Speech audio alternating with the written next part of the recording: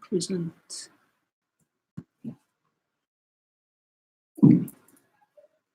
أعوذ بالله من الشيطان الرجيم بسم الله الرحمن الرحيم الحمد لله رب العالمين الصلاة والسلام على رسولنا محمد وعلى آله وأصحابه وأتباعه وسلم.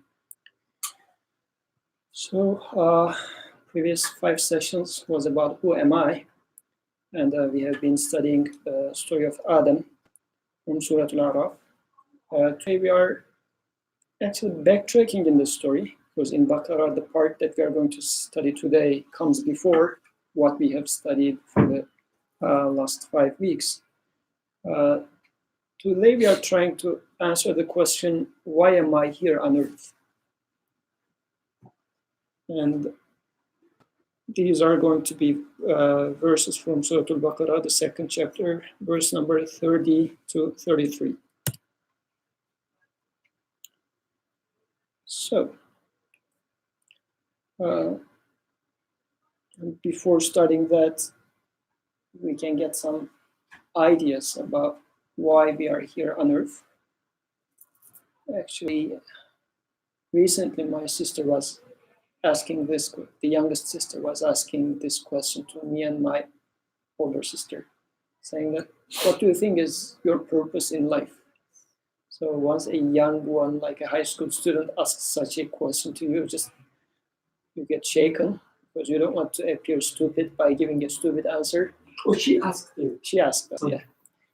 And as if she is just sort of challenging, what is your purpose here? Why are you here? And is there a correct answer to this question? But at least, do I have a somewhat reasonable answer to this question? So it was a challenging question. So if you would like to share any thoughts before we chime in with Surah Al-Baqarah, or, well, it's going to be challenging, so let me not ask this question. So let's start with what Qur'an gives us as an answer for this question. So, وَإِذْ قَالَ رَبُّكَ لِلْمَلَائِكَةِ إِنِّي جَاعِلٌ فِي الْأَرْضِ خَلِيفَةً. And lo, your sustainer said unto the angels, behold, I am about to establish upon earth one who shall inherit it. And the term inherited in here in the verse is Khalifa. قالوا أتجعل فيها من يفسد فيها ويسفك الدماء ونحن نسبح بحمدك ونقدس لك. They said, will you place on it such as will spread corruption thereon and shed blood? Whereas it is we who extol your limitless glory and praise you and hallow your name. قال إني أعلم ما لا تعلمون. God answered, verily I know that which you do not know. I will first quickly go through all 4 verses that we will study today, then come back to this again. Verse number 31. وَعَلَّمَ آدَمَ الْأَسْمَاءَ كُلَّهَا. And he imparted unto Adam the names of all things. Or he taught unto Adam the names of all things. ثُمَّ عَرَضَهُمْ عَلَى الْمَلَائِكَةِ. Then he presented them to the angels. فَقَالَ, and said, أَنْبِئُونِي بِأَسْمَاءِ هَؤُلَاءِ إِن كُنْتُمْ صَادِقِينَ. Declare unto me the names of these things, if what you say is true. قالوا سبحانك لا علم لنا إلا ما علمتنا إنك أنت العليم الحكيم. They replied, limitless is you in your glory. No knowledge have we save that which you have taught us. Verily, you alone is all-knowing, all-wise. And verse number 33. قال يا آدم أنبئهم بأسمائهم فلما أنبأهم بأسمائهم قال ألم أقل لكم إني أعلم غيب السماوات والأرض وأعلم ما تبدون وما كنتم تكتمون. And says he, the Creator says, O Adam, convey unto them the names of these things. As soon as Adam conveyed unto them their names, God said, did I not say unto you, verily I alone know the hidden reality of the heavens and the earth, and know all that you bring into the open and all that you conceal. Then after this one is going to come the verse وَإِذْ قُلْنَا لِلْمَلَائِكَةِ اسْجُدُوا لِآدَمَ فَسَجَدُوا إِلَّا إِبْلِيسَ أَبَى وَاسْتَكْبَرَ وَكَانَ مِنَ الْكَافِرِينَ. And when we told the angels, prostrate yourselves before Adam, they all prostrated themselves, save Iblis, who refused and glorified in his arrogance, and thus he became one of those who deny the truth. So we discussed the story that comes after here. Okay, so let's go back to verse number 30. وَإِذْ قَالَ رَبُّكَ لِلْمَلَائِكَةِ. And then your sustainer, or the word in here is Rabb, and then your educator, God, that's translated as such. Then your educator, creator, who educates, said unto angels, I am about to establish upon earth one who shall inherit it. إِنِّي جَاعِلُ فِي الْأَرْضِ خَلِيفَةً. إِنِّي جَاعِلٌ فِي الْأَرْضِ خَلِيفَةً. They said, will you place on it such as will spread corruption thereon and shed blood, whereas it is us who extol your limitless glory and praise you and hallow your name? God answered, verily I know that which you do not know. So what does this verse say? And again, we are trying to read this verse as it is talking about us. And this is one thing that we were trying to keep in sight. Another thing that we were taking into account was this story should be something verifiable by me. It shouldn't simply be a story, but it's something just like a direction for me to investigate, and at the end I should be able to confirm. So in here, there seems to be, again, a conversation between God and angels. God is suggesting or asking to angels, saying that I'm going to establish this khilafah. I'm going to put somebody on earth who's going to inherit. And then the angels are replying, are you going to send somebody who is going to shed blood, cause corruption? So what does this mean? What sort of a conversation is that? How does it explain me? How is it my story? Have you ever heard such a conversation taking place? Or do you hear this conversation taking place right now? What does this mean? How shall we understand this?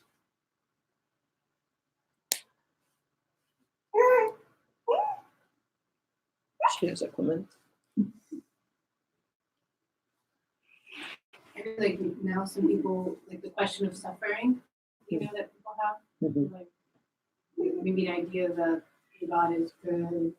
If there's suffering, how does that? And people ask me these kind of questions. Yes. Like why do I all the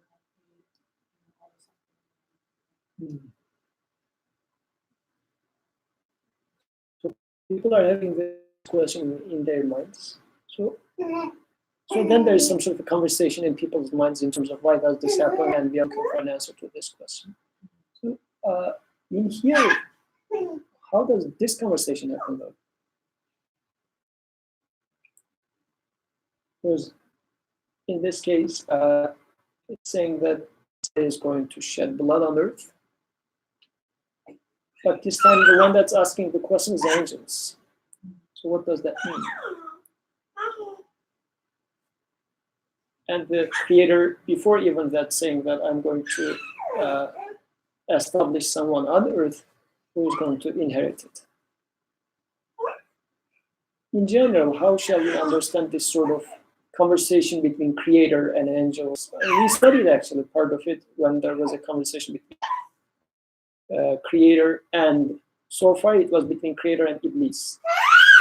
This time the conversation is between creator and angels. What are you doing? She's her own lecture. Early starter. Yeah, she's just making comments. Yeah, but we don't understand your language. So how does this come in general? If we can maybe, because this is again sort of a case study. When Quran talks about a conversation between God and angels, how can I read this? What does this mean? Because we don't want to take it as a prehistorical story. Even before man was on earth, such a conversation happened in a timeless and spaceless way. So it becomes a little bit unrelatable. But if this is a conversation that if somehow I can verify this or say that, yeah, actually it's telling me. So how can I read this so that it becomes as such?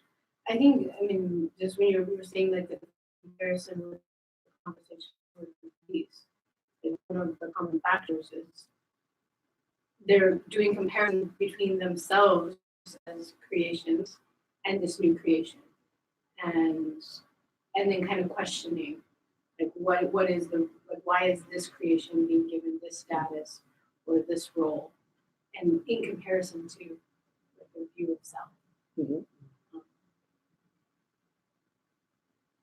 Yes, but when angels does this, so is what do we mean by angels in here? Because last time when we were talking about angels, we were saying that where are those angels? And we were giving examples from, let's say,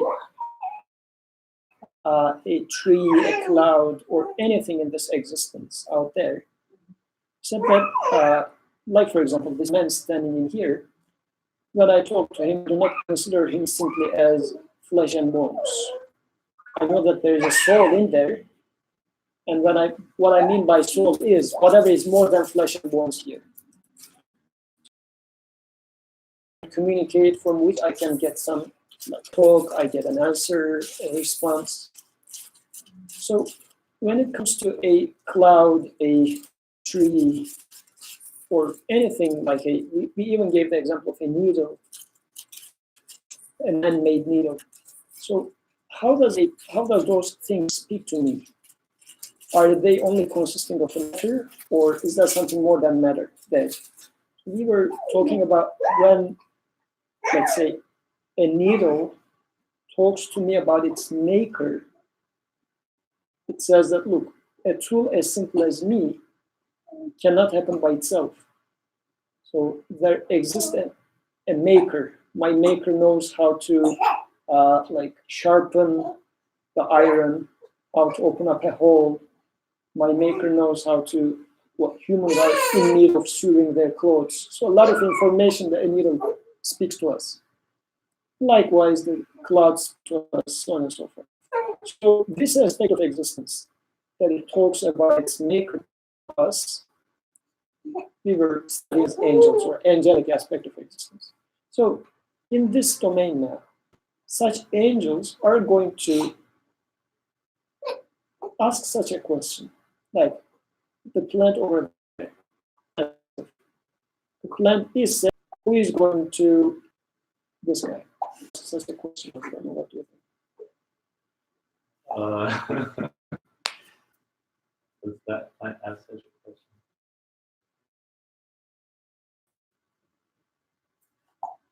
No, I can't see that. When we're talking about angels, it would be things like the plants or trees or things that seem extremely obedient and are always, they're always qualifying in their own way. And whereas when I look at myself, it's not like that. So I can't see if it asks that question, but. Then again, let's go step by step. The things that we are now trying to figure out from this verse is, what does it mean that God asks a question to angels? This is the first one. The second one is, what does it mean that angels make such a command? The third question that we can ask for this verse is, what does it mean that human sheds blood and spreads corruption? I guess one way, now that I think of it, like, instead of, if I see like an angel as a part of me, like I am asking the question, like, why have I been created? So maybe I'm thinking, why do I have to go through the struggle? Like she was in pain and these other struggles in life, and then corruption or darkness. Like, why do I have to go through that? That could be the angelic side. I'm asking that question. So then, how about this? So my suggestion for the first one. So when Creator saying this to angels or to Iblis or to human. So when Creator speaks to someone in Quran, let's understand it as, because the truth of this existence is, what is the truth behind this existence? The whole existence is nothing but a message from the Creator.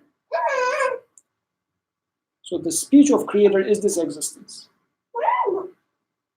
Right? Does it make sense? This speech of the Creator is existence.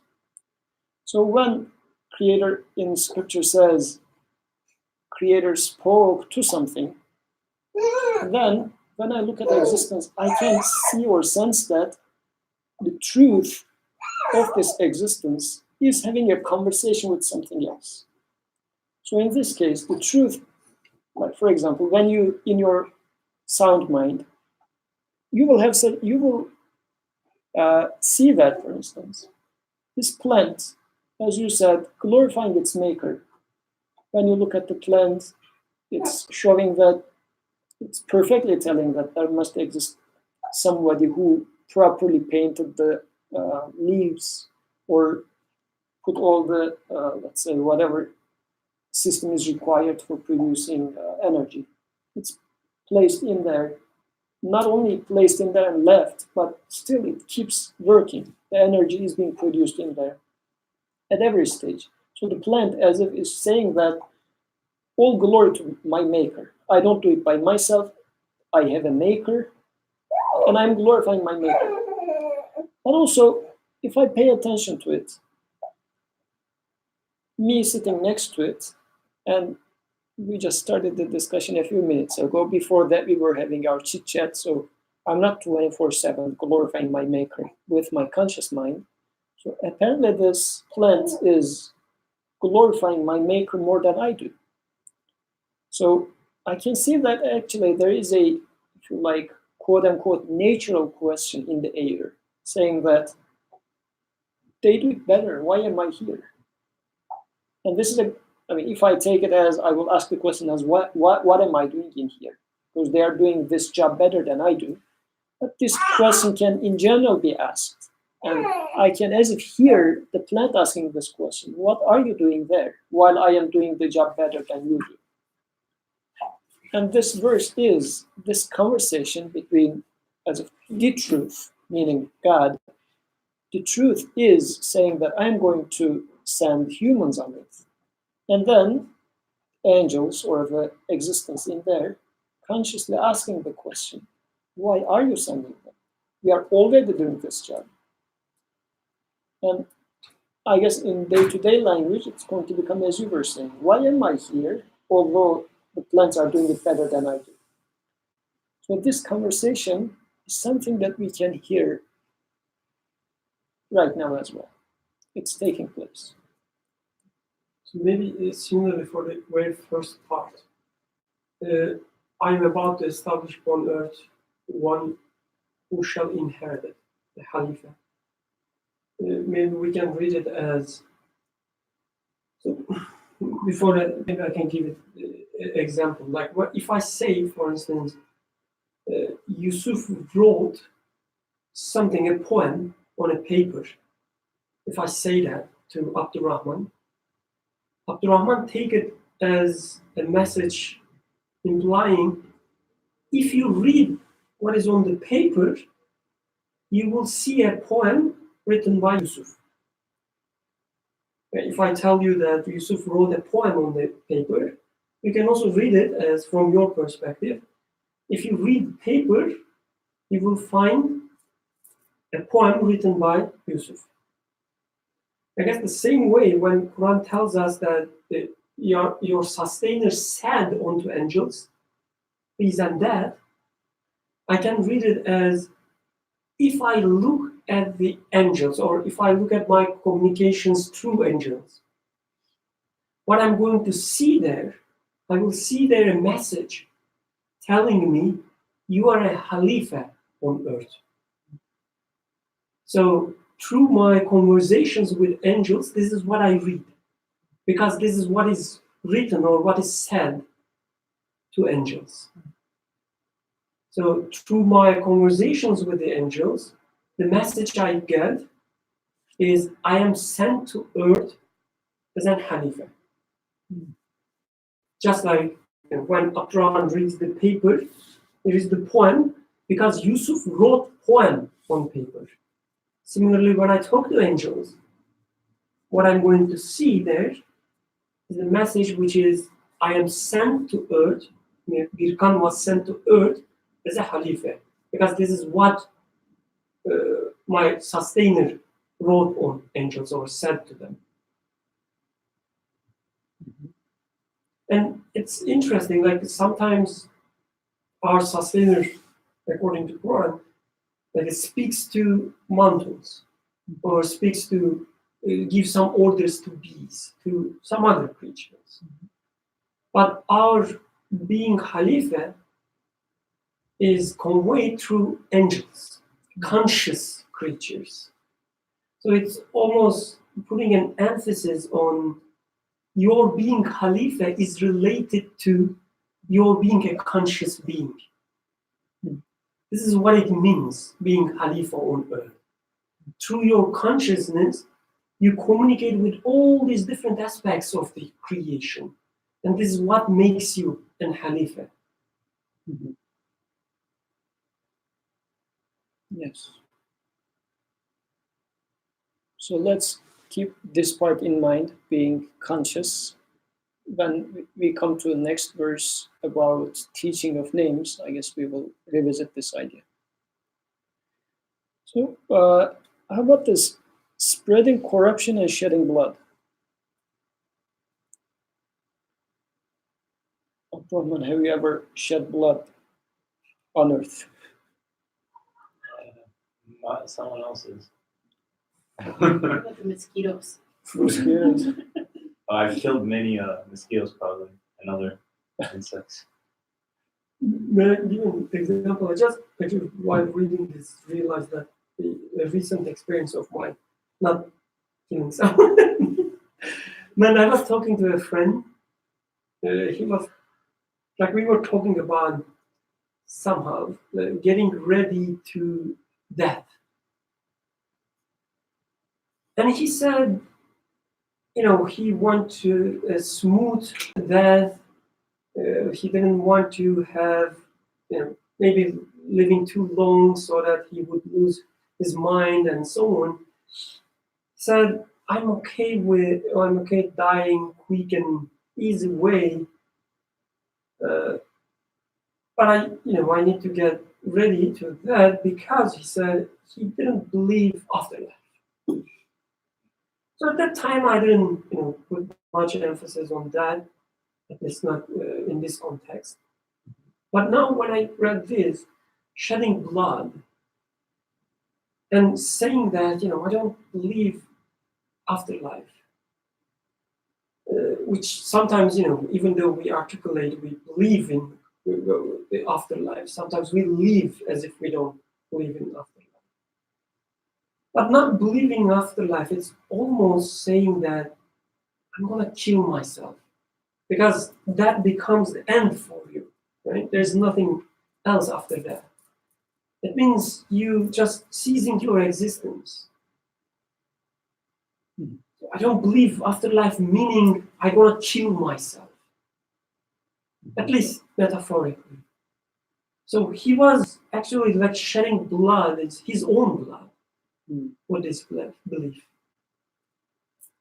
I see. So at the end, this shedding blood refers to killing something. It might be either considering myself as ultimately going to die for nothing and become non-existent, or killing mosquitoes. What else? Because the two are different types of killings. One, killing yourself or considering yourself to be ultimately becoming non-existent, and killing a mosquito is different. So how about if a person thinks that he is going to become non-existent? How about the rest of the beings in this person's perspective? Like what happens to a dying flower in this person's perspective, for instance? Flower dies for nothing. It goes away, disappears. It will never come to this existence again. Or a say happy sheep, like in the springtime, just jumping. But then somebody slaughters this beautiful happy sheep. What happens to this sheep? Goes for nothing. Annihilation. So in this person's perspective, the whole existence becomes meaningless, as if it becomes zero. No matter if this sheep is happy right now, deep inside I know that if I have this perspective, this sheep is actually going to be tortured. Poor sheep. Why are you happy? Or a butterfly, why are you happy? Just flying happily, but you're just going to die at the end of the day for nothing. So with this perspective, actually, I am making the whole existence meaningless. I am killing them. And I am corrupting them and killing them. First it's a corruption, then it's a killing.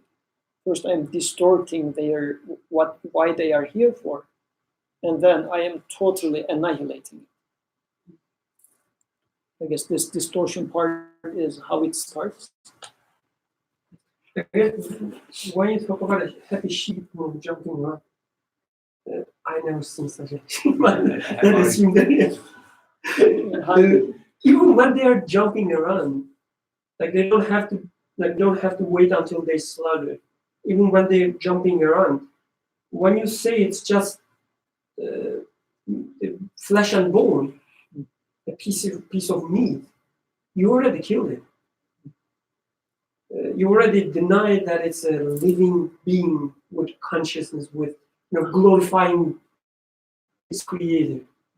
Or forget about these projector, for instance. According to Qur'an, the projector is constantly glorifying his maker, its maker.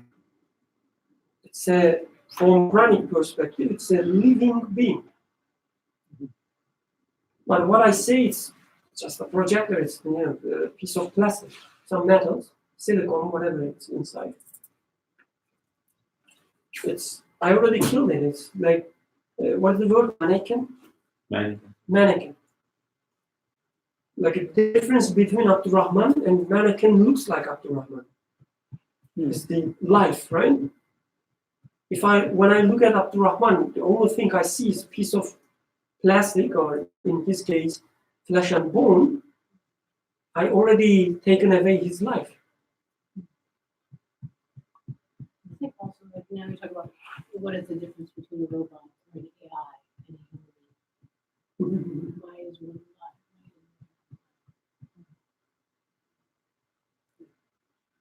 And so let's say first distortion, then killing. First, I am declaring, let's say, Abdurrahman as an imposter. So let's say Abdurrahman is a wise, highly elevated person, let's assume. It's not a fact. So then, and say that, well, you're not Abdurrahman, you're a liar. So I'm distorting the truth behind him, and then I'm even denying what Abdurrahman would mean. So in real case, let's say, if, let's give the example from Qur'an. If I say that a verse of Qur'an is shown to me, and I first say that, well, this is just some poetry written by a man. Now I am starting to distort the meaning of the text. Then even I am saying that, well, jumbling of letters, and even killing any possibility of meaning in this text being there. So I first distorted it and then killed it altogether. So this is, although it was a very meaningful verse, this is what I am doing in this existence, or what I can do in this existence. Does it make sense?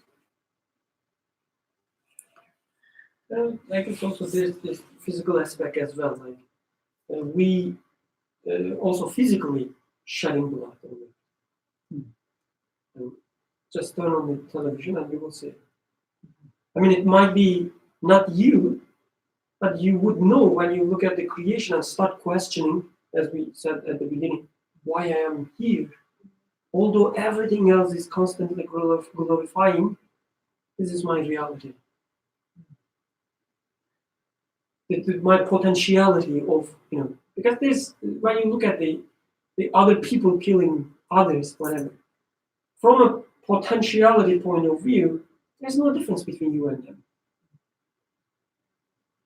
There's a path between you and them. There's no, like, you cannot deny there's a path between your state and killing someone. Such a, the creation I am. That's good. I think that, like, why do people ever, like, have corruption or shed blood to begin with? That sort of goes back to, I think, a discontent, right? Which I think in itself is an opposite of the glorification and the praise, right? Is to say, why am I corrupting something? Why am I willing to be in competition with someone to the point of causing any harm at all? Is because of From this person. happiness, desires, all these things. Right? Which boils down to instead of seeing, like using previous week's analogy, instead of trying to get satisfaction vertically, I am expecting to get satisfaction horizontally. So something like me is going to give me satisfaction. This is why I want to kill this person and get his money, get his fame, or by just killing this person, I am wanting to get some joy of freedom. Potentially, human has this ability. Because in this case, what's happening is I am just closing my eyes to the meaning behind this person, which is the vertical sort of relationship that I can establish between beings and their maker.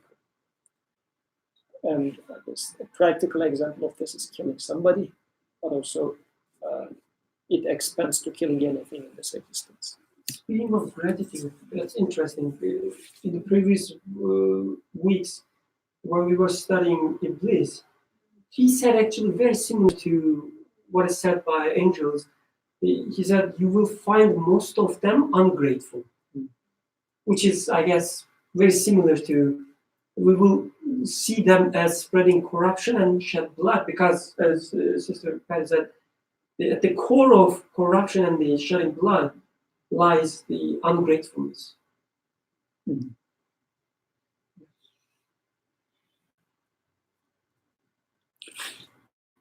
Which you do not know. So this part is a little bit interesting. Any comments that you would like to say about this? Resembles the parts when he says, how would you know about Laylatul Qadr, right? The Qur'an says, do you know what is Laylatul Qadr? You wouldn't know Laylatul Qadr. But it's very similar. And I guess, like, when we read such verses, we take them as not, Creator is mocking us, but rather, Obirkan, I will tell you something next that you wouldn't know otherwise, unless I would tell you. So listen carefully. I will teach you something new. I guess we can take this similar as well. Like, yes, you are coming with all these questions, asking yourself, why am I here? I mean, look at all the rest of the creation perfectly glorifying. I'm causing corruption. So what is wrong with me? And then God tells me that, don't worry, I will explain you. There's nothing wrong with you. I'm telling you the answer. Yes. And actually, at the beginning of this verse, وَإِذْ قَالَ رَبُّكَ, again it was Rab, so which is generally translated as your sustainer or your Lord. So at the end of the verse comes this knowledge part of it. And in the following verses, we will see this emphasis of knowledge or being taught, men being taught. So my sustainer, my Lord, is concluding this verse by saying that I know something or that which something that you do not know. And even the very first revelation, اقرأ باسم ربك الذي خلق. So in there again, read in the name of your Rabb who created. And in the following verses in there, it also says he taught by pen. So there is a very strong relationship in here and also in other parts of Quran between the Rabb and the teaching of him. So am I being taught? This is an important question. And in this context, I know something that you do not know. Why are you telling this to me? As you said, because I am the one that you should ask the question to, and from whom you're going to get answers from. Verse number 31. وَعَلَّمَ آدَمَ الْأَسْمَاءَ كُلَّهَا. And he taught unto Adam the names of all things.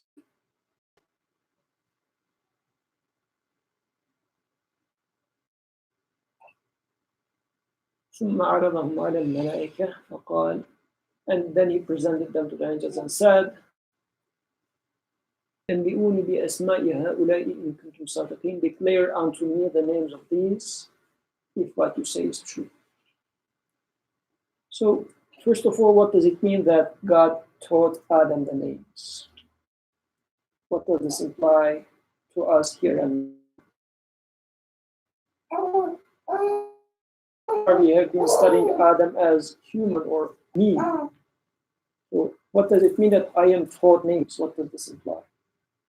That names of things, objects, this is phone. Who's teaching me that this is phone?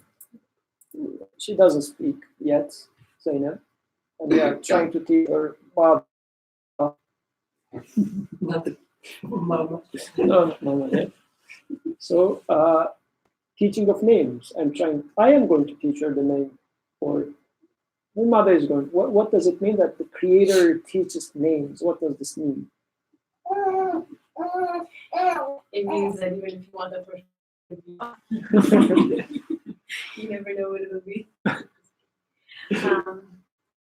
symbolism of this is a name and this is associated with this for all things, including the concepts. Yes. So we are.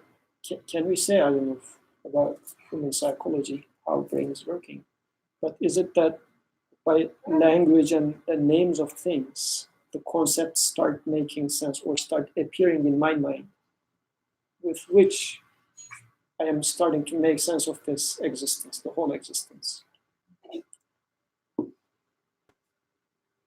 But tying this to the previous verse, what was at stake? The Creator was saying that I'm going to create a Khalifa. And in this verse, it's saying that he taught him names, as if this is the point which shows the superiority of Adam over angels, just learning of names. So what does that mean, learning of names? Because previously we were angels, we said plant or this projector or names of all.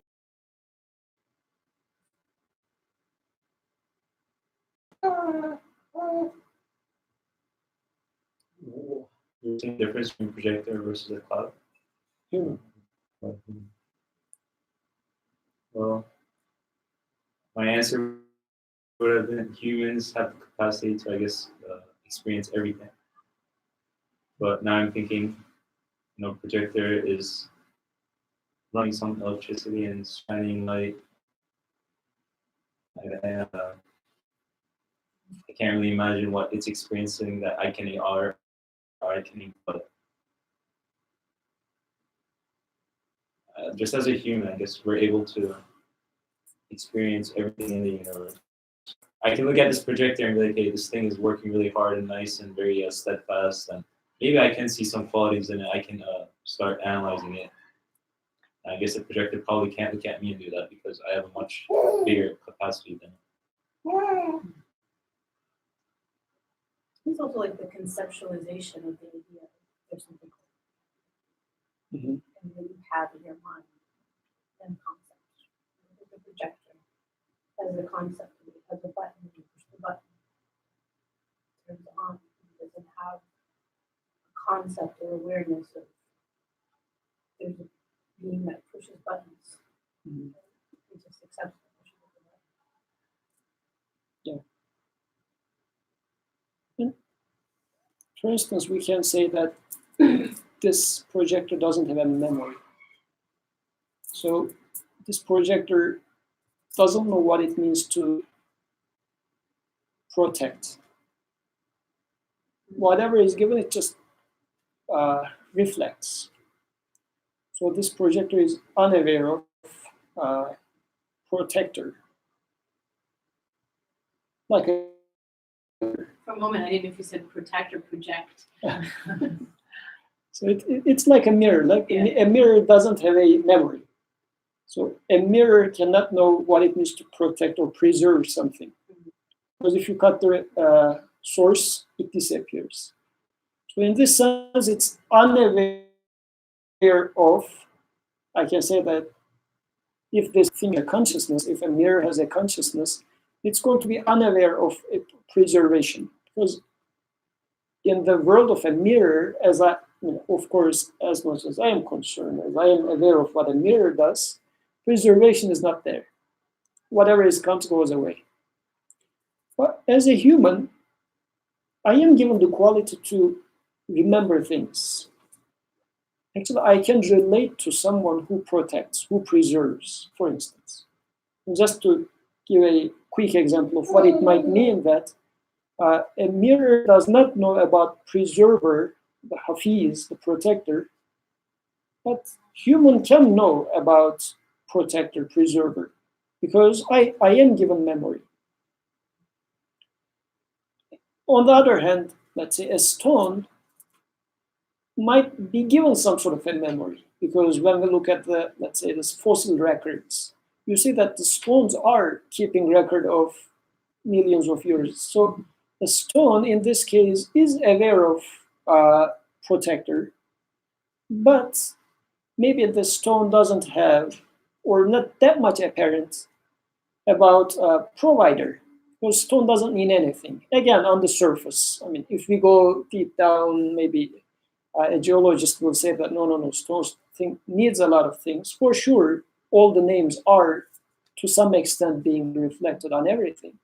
But to my apparent eye, stones are not in need of anything to survive. Stones survive as of just their need is not as much as a happy sheep.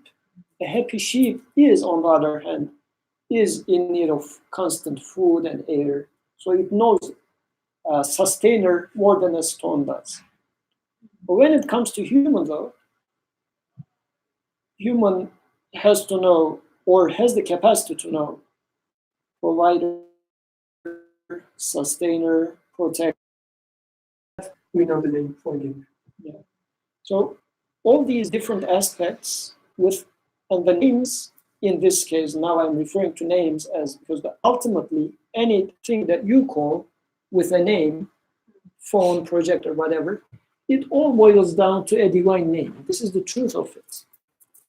The truth of any matter is, anything that I observe in this existence is ultimately all-knowing, all-provider, all-wise. I have some wisdom in the existence itself, then the existence of absolute wisdom. So in this case, وَعَلَّمَ آدَمَ الْأَسْمَاءَ كُلَّهَا. See that this is what makes me different than the rest of existence, as Qur'an is saying. My capacity to learn first, and second, learning the names, meaning that establishing this relationship between things to conclude with the meaning of this existence. What does this existence mean? Why am I here? And this is where we started. Who am I? What am I doing in here? Why am I on this earth?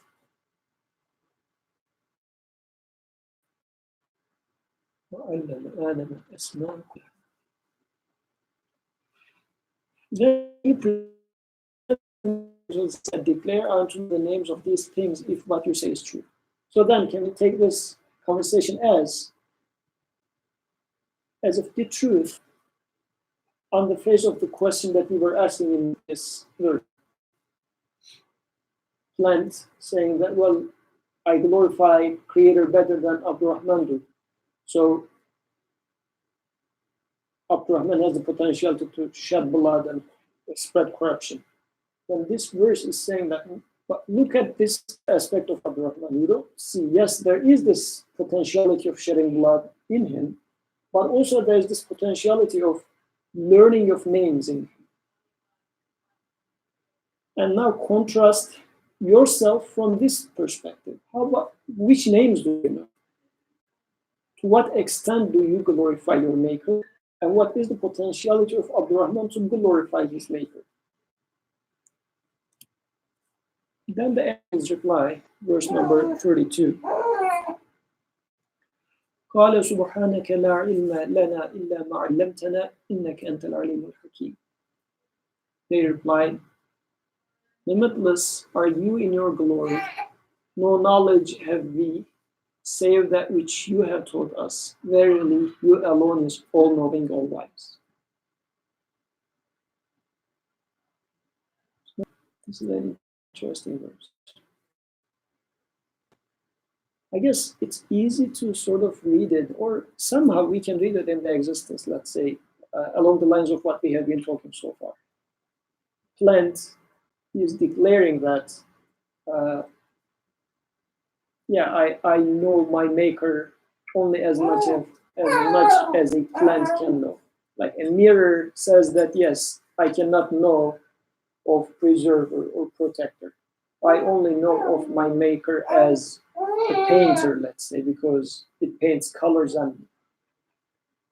So if you don't teach me names, I cannot know of them. But how does it apply to me? In my case,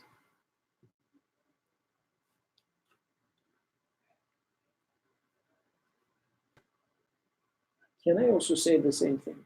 Shall I not say the same thing as human? Usually do. It was like, what do you understand from this verse? The book is over.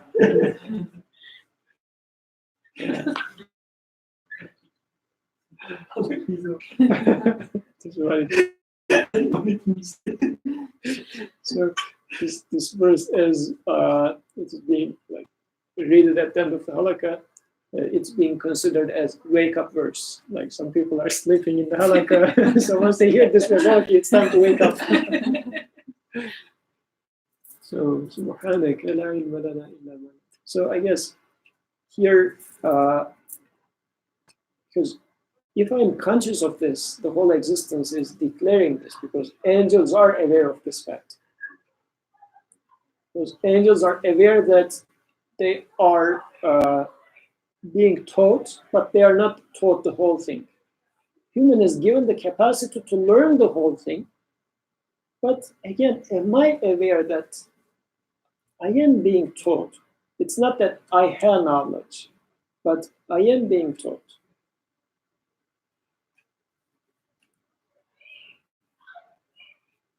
So, because if we go to another story of Musa alayhi salam, in there's a figure called Qarun, this wealthy guy.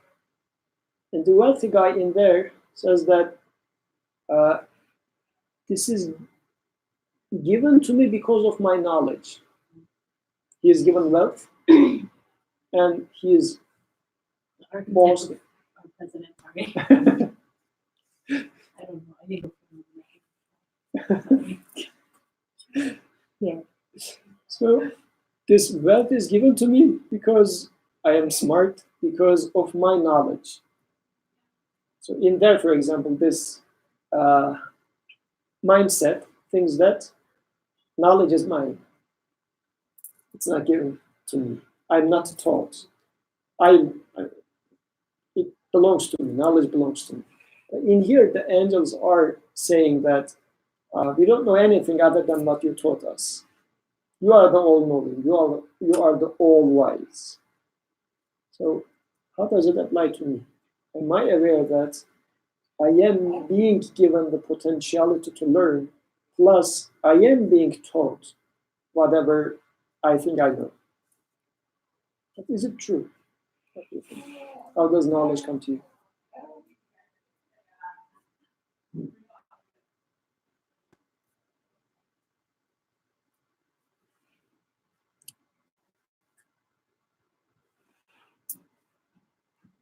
We don't know anything but what we're taught. Mm. And given the capacity to understand. So yesterday, actually for the first time, I just got a grape and put it into Zainab's mouth, and she just started licking it, enjoying it. So, like, I guess it was maybe the first. Well, you tried banana before, so this was the second thing that goes into her mouth, which is sugary, sweet. Mm. She appreciated it. How did she appreciate it? She didn't know it before. Mm.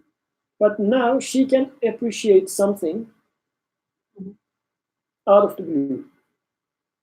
As if there is something in here, like in me, from outside something comes and I immediately recognize it. How does this happen? Like, for example, we like things, we love things, or we enjoy things. Mm. So how does this happen though? As if, so for example,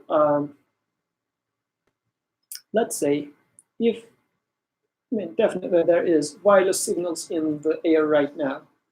But to me, unless there's this phone, they are virtually non-existing, right? I cannot relate to them. So I am not given direct capacity to receive wireless signals. So I am not taught, I am not given this capacity at all. But she is given the capacity to appreciate sweetness. She cannot relate to wireless signals, but she can relate to sweet. She can relate to love, definitely. For example, when you look at her eyes and smile, she responds back with a smile. She can relate to that. It is taught to her. Where does it come from? She just finds herself in such a state. We find ourselves in such a state. Another example would be before she was born, I was a tough guy to some extent. I was tougher. So, but definitely after she was born, I found out some different feelings that was not there before. Where does those feelings come from? I am being taught something because I cannot explain how does it appear. I didn't know that they were there, or if they were not there before, where did they come from? No idea. So, but I can relate to them. Once it comes, I know what it is. Once I see a beautiful flower, what's the description of beauty? I enjoy the beauty of the flower. As if I know what it is. I cannot describe or define you what beauty is, but once I see a beautiful flower, I know what a beautiful flower is, what beauty is. So as if these are given to me, like a cow, for example, looking at a beautiful flower, for a cow, there's no such a thing as beautiful flower. It is either a delicious flower or a non-delicious flower. So this is what a cow is, apparently. A human is taught about beauty, disgust, I don't know, happiness, joy, all different sorts of things. So that means I have a wider spectrum of possibility to establish relationship with existence. So these are the names with which I'm communicating. And now in verse number 33, then the Creator says to Adam, O Adam, convey unto them the names of these things. And as soon as Adam had conveyed unto the names, God said, Did I not say unto you, verily I alone know the hidden reality of the heavens and the earth, and know all that you bring into the open and all that you conceal. So I'm reading this first part as human has this capacity to name the things, meaning that human can establish relationship with the rest of the existence, unlike the limited interaction of a projector or a plant or a cloud, human with black holes, meaning we are trying to understand what the heck they are. So it's sort of, we are at least receiving something, sending lights to them, we are not able to back. So some sort of an interaction between us and black holes. What are you guys there? So human can potentially go all the way to the other side of the galaxy, not physically, but men, and also to the smallest part, trying to understand or make the finest arts, finest pieces of literature that we are trying to come up. So human is everywhere in this sense. So we are conveying unto them the names of these things. And maybe going back to the previous verse, all the things that you listed, going to the galaxy or inside an atom, or writing the poem or drawing the best the art piece, they are all nothing but the names of the Creator that He taught us. So we don't have anything other than the names we've been taught. So whatever we do, we just reflect some beautiful names of the Creator. And actually, it's part of the language that, let's say, artists or even scientists work with inspiration. So, but what do we mean by inspiration? So, if we are trying to solve a problem, let's say, because math is an art, a mathematician is trying to solve a problem and he cannot crack the problem. At some point, just something clicks. Let's say a problem that's not being solved for 60 years is being solved by a decent mathematician, not even a expert mathematician. Within this week, there was such a problem that was cracked by a amateur mathematician. The guy is a biologist, but he is doing math as a hobby. But he solved a problem which was posed 60 years ago. He partially solved the problem. So you just say, where did this come from? And everybody can experience this in our personal lives. So some inspiration comes like as if a light bulb, it is being represented as a light bulb. But where did this come from? Because I didn't know it. If I say I created it, well, it was not there a minute ago. So how can I create something that I am unaware of, that I do not know of? So it cannot be me who is creating it. And where did this come from? So everything in this sense is actually the very word itself. Inspiration is hinting that I am being taught.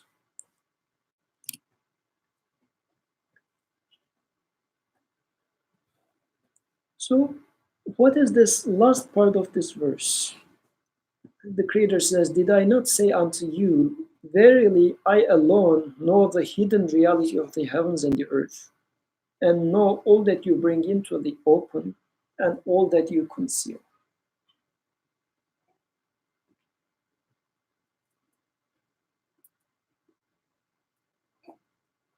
First of all, what's the point of this Creator telling me this? Like, is he boasting? Or I know everything, he says. And how shall I take this verse as? Is it like the Creator is challenging me, showing off to me, or because this is a guidance, this should be a guidance. What does this verse tell me, teach me? How is it a guidance to me?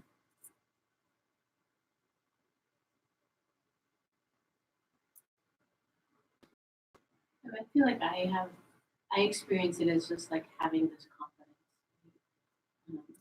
that and realizing whatever our analysis is, whether it's a legitimate analysis or not, I mean, we always say like whether something is statistically significant or not, right? That we're always having a limited perspective of reality, right? And that there's always more that we don't understand. There's always more to the picture. When we say like, okay, I take a photograph, we know I see something in the photograph, but there's so much more from that reality that I don't see that's outside of the frame. But we're always like that. That no matter how much we perceive, that there's always the majority of it is beyond our perception. And we're not taking into account in our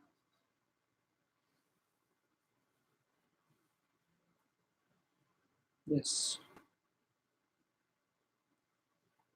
analysis. Is he talking to the angels here? Because I don't think angels would conceal much.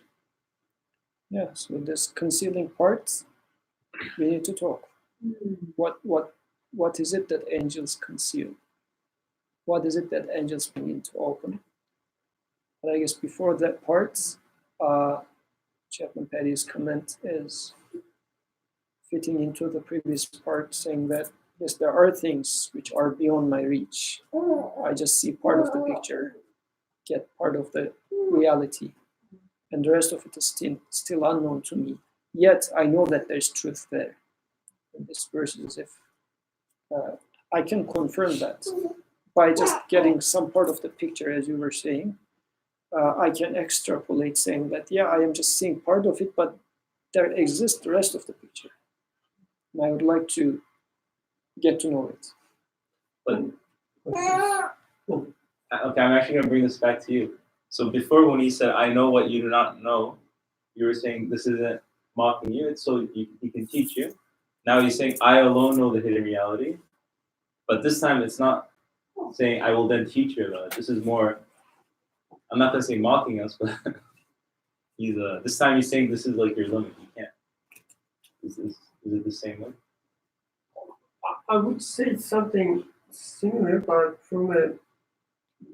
as usual, from a positive side.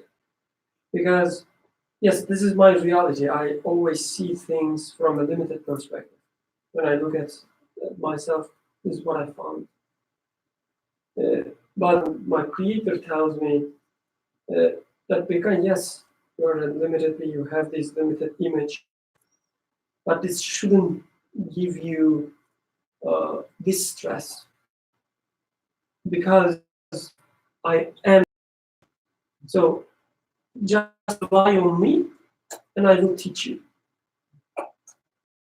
So do not claim ownership over knowledge, and be a seeker through existence and whatever means you can seek knowledge of truth from.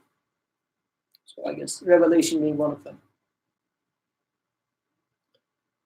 So what is it about then this, since the address is apparently to angels, the Creator says, I know all that you bring into the open and all that you conceal. What does this mean? What is it that angels bringing into open and angels concealing, or what does this mean?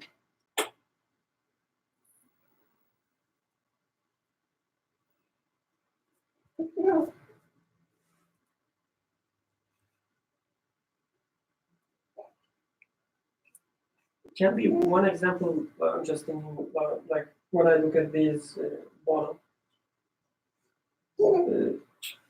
So there's something it tells me, like when I start communicating with its angelic side, and I ask questions, the bottle, it tells me like certain things about its creator.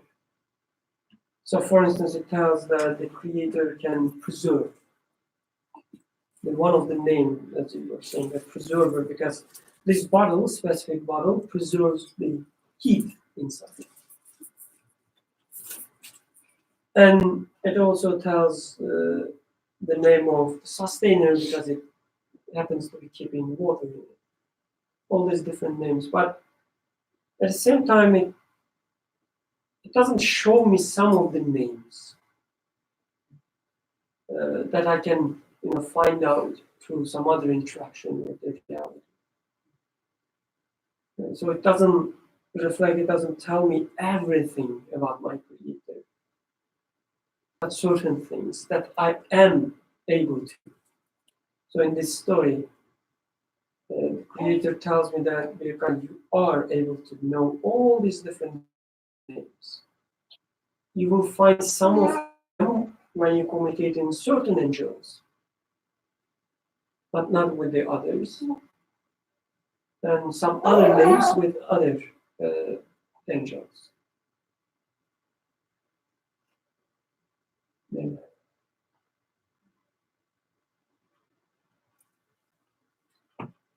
I think one of the things that I think I experienced at this part of the verse is even going back to like the example of the police, right? So there's the manifest question, and then there's what is actually, like, for instance, from a human perspective, we say something else. What is actually in the heart? What is the actual underlying motivations behind what we're doing?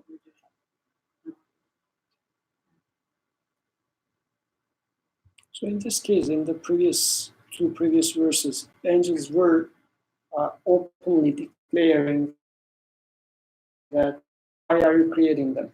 And when we were interpreting it, we said that I can come to see that as if this plant or a butterfly or even a mosquito is asking that, I do glorify you, my maker, but those humans, look at them, they're corrupting. Even I can ask this question or hear this question from their tongue. But what is it that, as if they're concealing? What would that mean?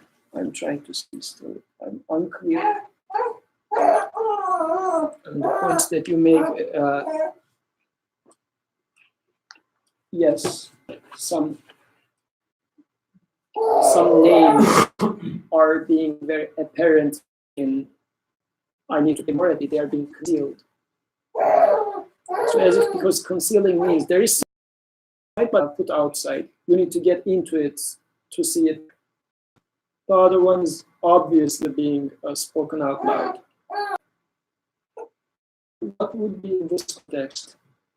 It can be, as you said, some names not being, but if we go with the line of the story in terms of asking the initial question openly versus some as are there some concealed questions, can be pointing to that. I'm just thinking out loud.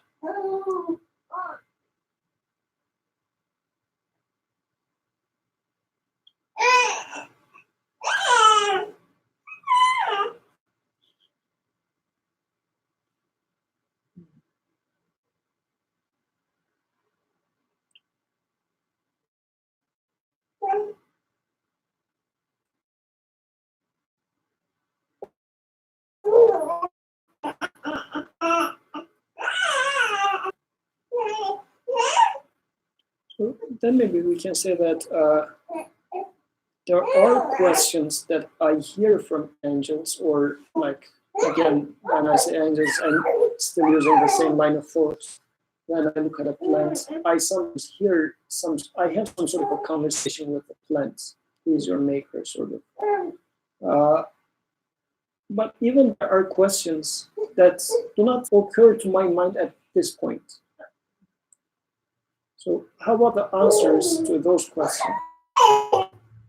Because eventually, tomorrow, I'm going to see the same tree in the street. And I'm going to come up with a new meaning from that tree. I'm going to have a different conversation with that tree, with that flower.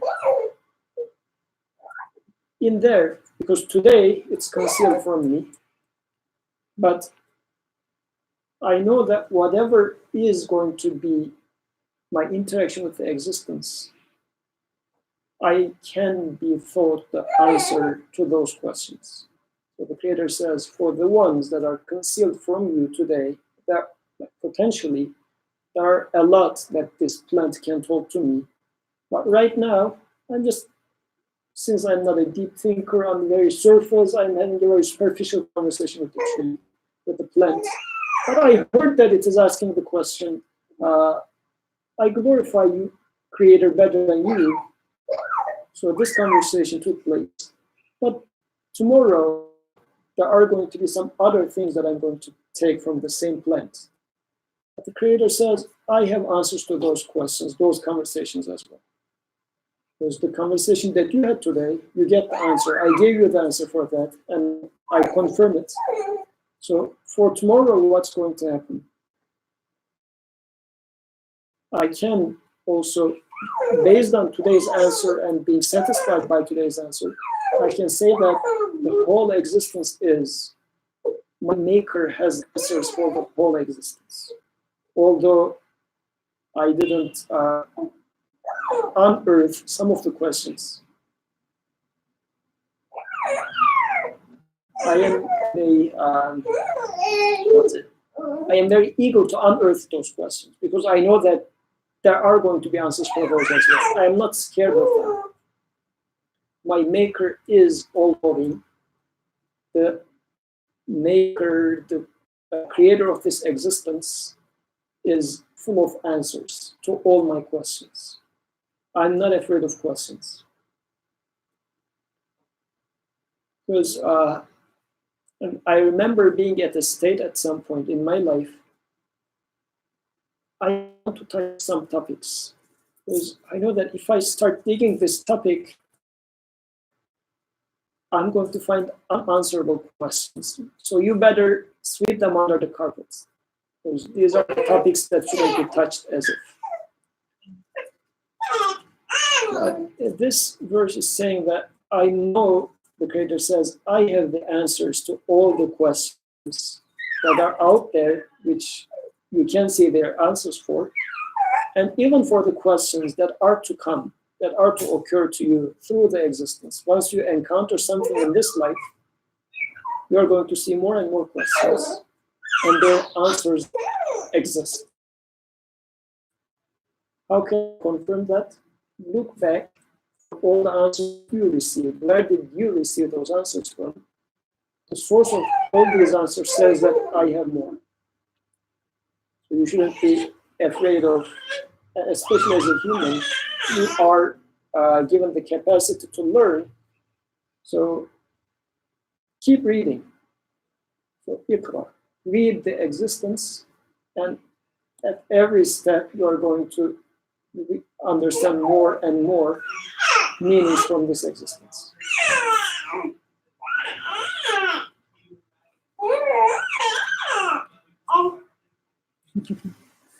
Yeah, now she's starting to talk.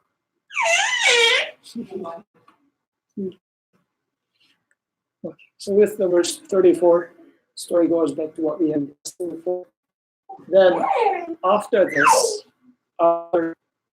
Adam's superiority over angels is established. The Creator says, وَإِذْ قُلْنَا لِلْمَلَائِكَةِ اسْجُدُوا لِآدَمَ فَسَجَدُوا. And when we told angels, prostrate yourselves before Adam, they all, that angels prostrate themselves to Adam. So that when I ask questions to existence, who is your maker? They simply give me answers about their maker. We were given the example of who serves human. We said that does a bartender serve human? This was our example. And we said that no, bartender serves not my human side, it serves my animal side. So a human is this conscious learning being, and the angels or the whole existence serves my humanity perfectly. And this previous parts we learns about its maker. And angels prostrating human, that means the whole existence satisfying my questions regarding why am I here, who am I here. So then let's wrap it up. at the beginning, since the beginning, we were asking the question, who am I?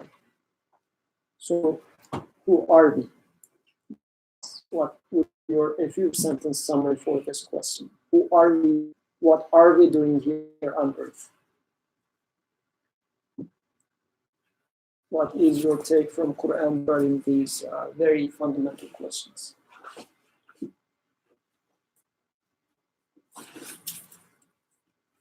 Let's take it from Abdurrahman and conclude. Who are we? What are we doing? Based on the verses that we were reading.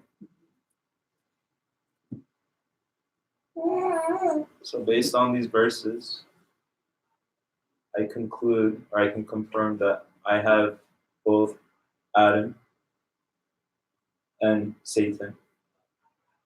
Or actually, in the previous verses, was the distinction more between Iblis and Adam, or was it Satan and Iblis and angels. It was Iblis and angels.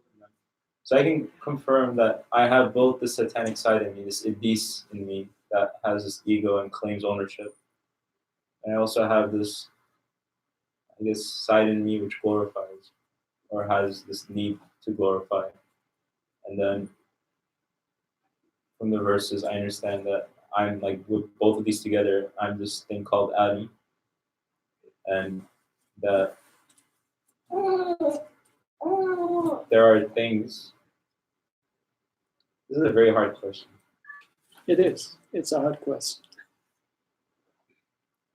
All I know is, I guess I'm like the angel. Every day I ask this question: like, why did you create us? Going off the verses, like, why am I created?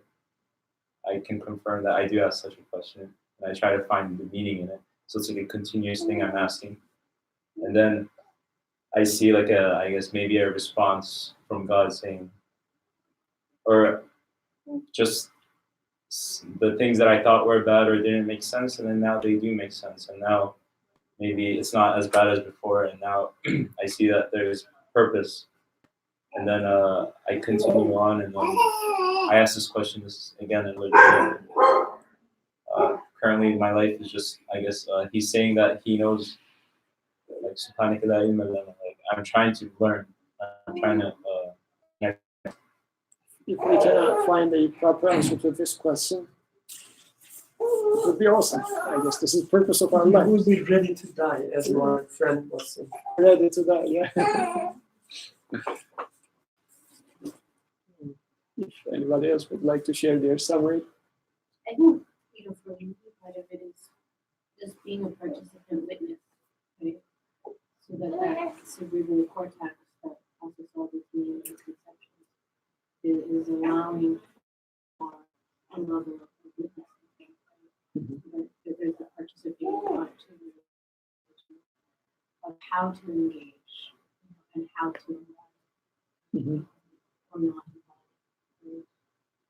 And that choice between, as you said, do you follow that model, do you follow that, to choose between that, and be conscious of that choice and how that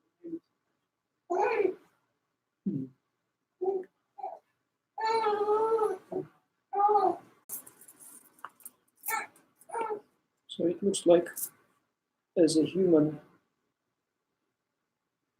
I have questions. And this is what differs me from animals. They are not learning anything, and they are content. They are You start happy. with Iqra, right? So the revelation itself Yes. is The relation starts with Iqra. The first thing says, read. This is what you are for. I made you for asking questions and to seek for answers to those questions. As your job description is to learn for human. Like you are getting into a job, boss tells you, first thing you need to know in this job is, as a trader says, learn or read. You're going to read. This is your job description. And in the story of human, we see the same pattern. And we do have questions. This is what we are yearning for. And definitely animals are craving for food, but my animal side is craving food, my stomach. But my mind, my soul have those very basic fundamental questions. And this is what it means to be human, to find answers to those questions. And the whole existence is taught bits and pieces of this knowledge, but I am given the ability to have this conversation with everything. So as a human, this is my duty on earth. And as much as I find answers to those questions, I am getting content. And I am seeing that the whole existence prostrates me. Actually, this is what makes me a Khalifa. As much as I fit into this job description, meaning that as much as I learn and as much as I glorify the existence, because this is what makes humans superior than angels. They were glorifying. So as much as I glorify the existence with the names of all the names, then I fulfill my duty in this existence. How do I know I fulfill? Because this is the only way I am feeling content. This is how I know that I fulfill it, as if there's a feedback loop automatically. The satisfaction that I find, the moment that I find satisfaction, I say yes. This is how it happens in the work environment. If you do good things, you get promotion. If you don't, you get yelled at. So, or get fired. So in this existence, getting this feedback saying that you are content, and I say, okay, this is it. It's funny that you said job description, because word continues as Ikra wal rabbika akram. So do your job, read, and you will be paid. Yes. So let's finish with this verse. سبحانك لا علم لنا إلا ما علمتنا إنك أنت العليم الحكيم وآخر دعواهم أن الحمد لله رب العالمين. الفاتحة.